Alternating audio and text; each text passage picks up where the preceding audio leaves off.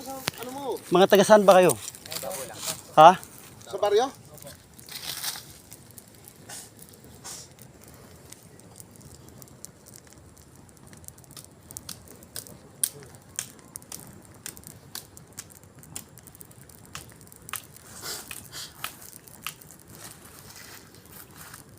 Saan junk shop kayo nagtatrabaho? Yung sa taas? May junk shop ba yan? Meron dyan sa taas eh.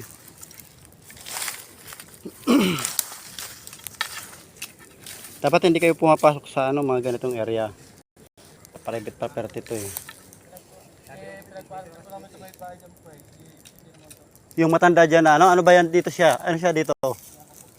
Yung matanda din sa... Saan din Sticker? sa taas? Yung matandang payat? Caretaker nga ng SSDC. Oh, caretaker ng SSDC. Yung anak niya nandini po. May patawag yan. Ba't siya ano? Ba't siya nagpapapasok siya ng ano dito? Ito na yung CCC, kilala mo? Yung matanda. Ano? Madalang bumaba yan dyan eh. Dati bumaba yan dyan, nakabisikleta.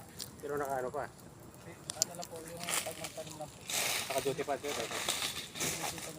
Yun ang nandito eh. At saka yung ano niya, yung anak niya, nandyan pumapasok din. Sa SSDC. Mekaniko. Sinabi mo na sa kanila yung ano natin dito sa loob? Kasi dito kaibigan, nawawalan kasi kami dito. Oo, ng isang araw lang Sabi eh. ng putok. Ano yan kami? Lagi sa amin kami ang nagbabayad. Dahil sa concern kami sa inyo, huwag kayo mag-ano kasi dapat ang order sa amin eh iba eh. Dahil sa nanakawan kami dito ng ano eh, nung nakarang araw lang. Solar. Itong ano dito.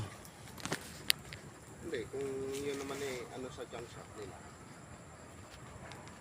Pero kung saan galing yan?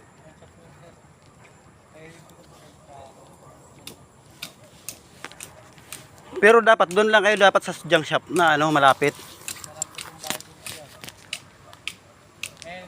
Pinagpaalam ka po na dito sa kay ano, yung certificate po dito. Kaya po, mahal po.